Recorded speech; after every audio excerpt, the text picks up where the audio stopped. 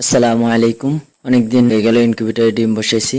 তো এখন আমরা চেক করে দেখব ইনকিউবেটরের ডিমগুলা ঠিক আছে কিনা, যে সবগুলোর ভিতরে বাচ্চা ঠিক মতো বড় হইতেছে কিনা, না কোনো ডিম নষ্ট হইতেছে।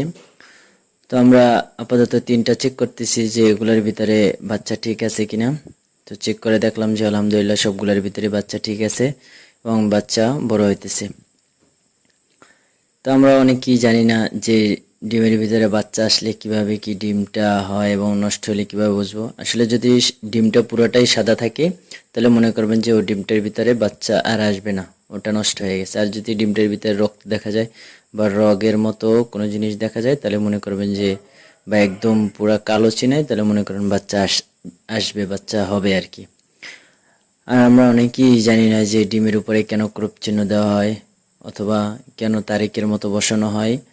তো এটা সাধারণত এই জন্য দেওয়া হয় যাতে করে আপনার যে কত তারিখে ডিম বসানো হয়েছে, এবং যেগুলা আপনার অটো ইনকিউবেটর না, ম্যানুয়াল ইনকিউবেটর, সেগুলো সাধারণত দিনে 2 থেকে 3 বার বা 4 বার নাড়িয়ে দেওয়া হয়, যে স্মরণে রাখার জন্য আর এরকম ক্রপ চিহ্ন দেওয়া হয়।